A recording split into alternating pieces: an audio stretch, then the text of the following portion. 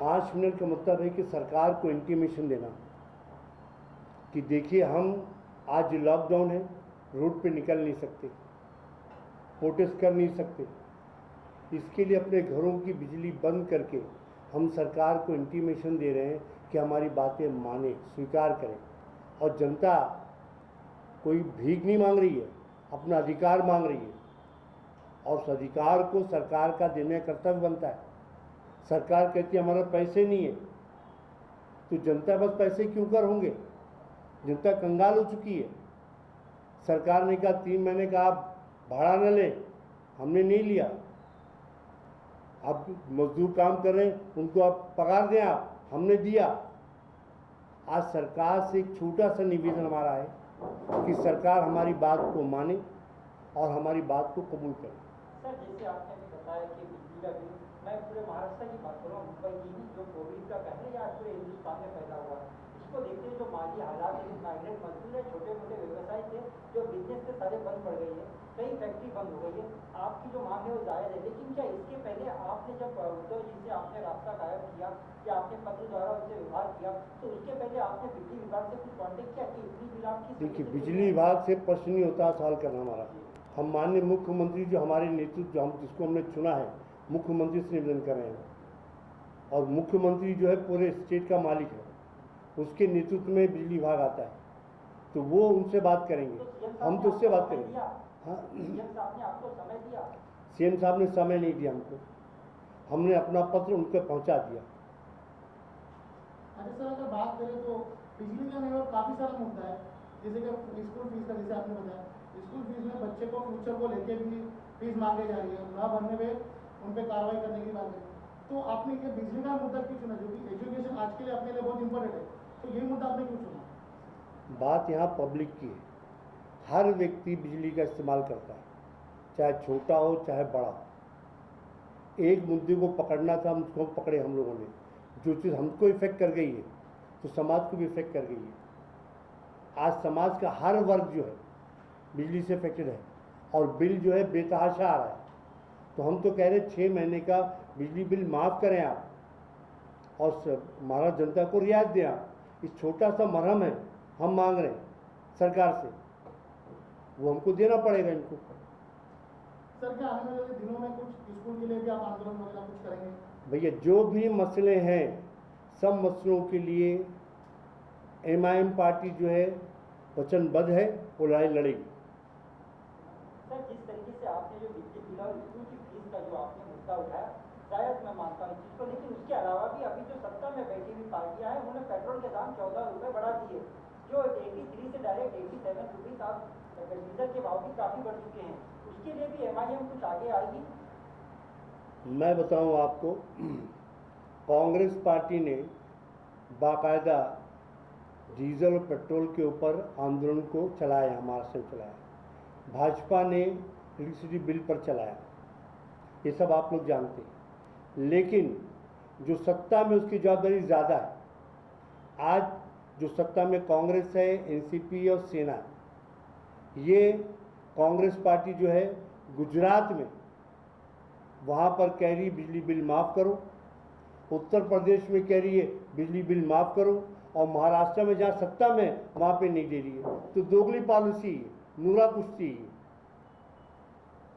तो ये बिजली बिल का मसला जो मसला तो ये भी है, लेकिन एक मसले को लेकर चलना चाहिए और उस मसले को हल करना चाहिए। आज बिजली जो है हर व्यक्ति के ज़िंदगी में आई हुई है, तो अगर ये मसला हल हो जाता है, सरकार इसके ऊपर अपनी नज़रसानी करती है, तो सोचता हूँ मसला हल हो सकता है।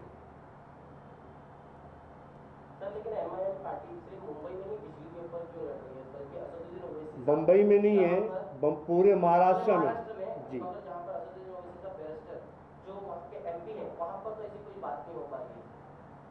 असदुद्दीन ओवैसी साहब हमारे प्रमुख हैं, वो ऑल इंडिया के महाराष्ट्र के सदर हैं वो। हाँ, उन्हीं की हिदायत पे यहाँ पर हम लोग काम कर रहे हैं। मगर सर, उनकी अपने साइड नहीं हो रहा है, महाराष्ट्र में आप लोग कर रहे हैं, ये अच्छी बात है कि मैं महाराष्ट्र में हूँ, मैं जवाबदार महाराष्ट्र का हूँ। मैं चलिए मान लीजिए 5 मिनट आपने बंद किया 20 तारीख को, उसके बाद उसके बाद सरकार जो है इसके ऊपर विचार करे या ना करे, सरकार की मर्जी। उसके बाद हम आंदोलन करेंगे। लॉकडाउन भी चल रहा है, कोरोना महामारी में लॉकडाउन को देखते हुए हम आंदोलन करेंगे। सर अगर बात करें तो सरकार की, जैसे आपने बताया कि 3 महीने का किराया माफ करने बोला और लोगों को पगार देने बोला, लेकिन आज भी कहीं पर मालिक लोग ऐसे हैं जिन्होंने अड़ीबाजी करके भाड़े से भाड़ा मांगा और न देने पे खाली करने की धमकी दी। तो सर उसके लिए किस तरह की मदद करेंगे? अगर आपके पास कोई फरियादी आता तो किस तरह की मदद मिलेगी? मुख्यमंत्री महोदय ने ये निर्णय लिया था जो उनके इख्तियारात से बाहर है, उनके इख्तियार में नहीं है, लेकिन जनता ने उनके निवेदन को स्वीकार किया और लोगों ने अपने जो भाड़े पे जो लोग थे उनके भाड़े माफ़ किए और जो मज़दूर थे उनकी मजदूरी दे के गाँव रवाना किया। अभी कोई शख्स उनकी बात नहीं मानता है, उसके लिए न्यायालय है, पुलिस डिपार्टमेंट है, वहाँ जाए, वहाँ देखे क्या है क्या नहीं।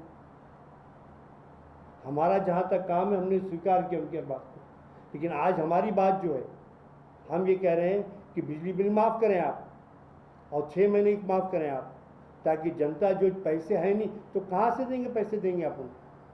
आज गरीब आदमी जो रोज़ाना कमाता है, खाता है, 20 बच्चों को पालता है, आज घर में खाने की उसकी तकलीफ़ है, उसको बच्चों की दवाओं के लिए तकलीफ़ है, बुजुर्ग दवाओं की तकलीफ़ है, तो तकलीफ़ों के डाल दिया आपने तो उसका हल तो ढूंढना चाहिए ना आपको।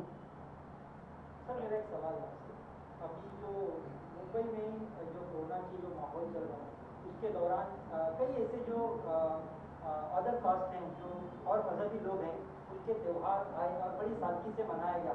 अभी कुछ ही दिनों पहले ऑनलाइन मीटिंग हुई सीएम साहब से, जिसमें हमारे काफ़ी एमएलए थे जो हमारे रहनुमाई करते हैं मुंबई जैसे शहर में, असलम शेख है, अनिल पटेल साहब है और अबू आसिफ साहब है, रईस शेख साहब, सारे लोगों ने ऑनलाइन जो होती है उससे बात की सीएम साहब से। लेकिन सीएम साहब ने और जो गृह मंत्री अनिल देशमुख साहब ने कहा कि इस तरीके से अपने घरों में सादगी के साथ अब बकरी ईद को मनाएं। तो आप तो मुंबई के अध्यक्ष हैं एमआईएम के, सर इसके लिए आपने क्या पहल की कि कुर्बानी की परमिशन दी जाए या नहीं दी जाए? और असलम शेख साहब ने एक बात और कही है कि आप ऑनलाइन उसको बकरे को खरीदें और ऑनलाइन बुक करने के बाद आपको जो गॉड फॉर्म वाला होगा वो आपके घर तक पहुंचाएगा। क्या ये जो नियम लगाया गया है ये सही है या गलत है? देखिए, कुर्बानी तो हम पर फ़र्ज़ है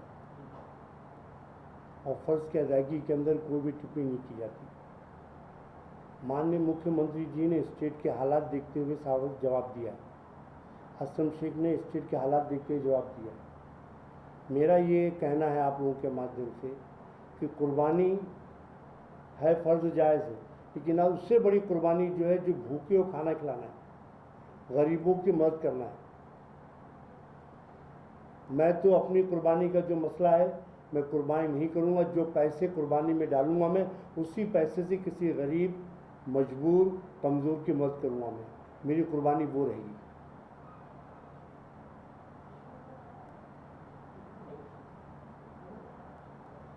और एक मुद्दा जो महाराष्ट्र सरकार ने बैंकों के लिए कहा गया था कि 6 महीने तक कोई बैंक हफ्ता नहीं वसूल होगी, वो चाहे गाड़ी का हो या मकान का हो, लेकिन आज कई लोगों के पीछे बैंक पड़ी हुई है, उसके बारे में एमआईएम क्या कदम उठाएगा?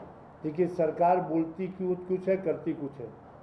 सरकार के बोलने पर यकीन और भरोसा नहीं मुझको। सरकार ने कहा, हमने माना, लेकिन सरकार की बारी आई, सरकार ने अपने वचन को निभाया नहीं।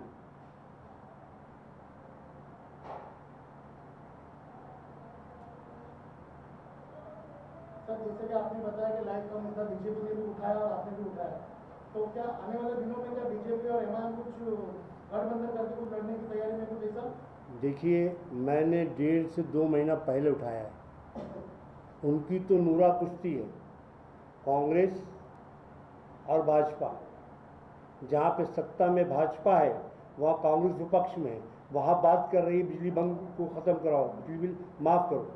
जैसे कि आपने देखा यूपी के अंदर कांग्रेसियों ने कहा कि हमारी बिजली बिल माफ़ करो, गुजरात में कहा बिजली बिल माफ़ करो। यहाँ पे सत्ता में उनके सरकार है, उनका व्यक्ति जो है वजीर है इसका, वो बिजली बिल माफ़ करने की बात ही नहीं कर रहा है।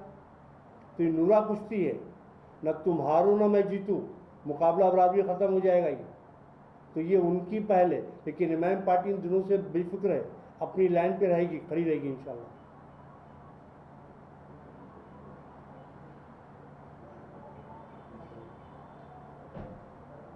सर हाल ही में आपने देखा कि सारे फेस्टिवल अभी शुरू होंगे, मतलब इनसे सारे फेस्टिवल शुरू होंगे, तो उसमें सबसे बड़ा हमारे मुंबई में जो महाराष्ट्र में त्योहार होता है वो गणपति भगवान का, जी। जिसमें आपने देखा कि बड़े बड़े पंडाल में गणपति आते हैं और काफ़ी भीड़ लगती है।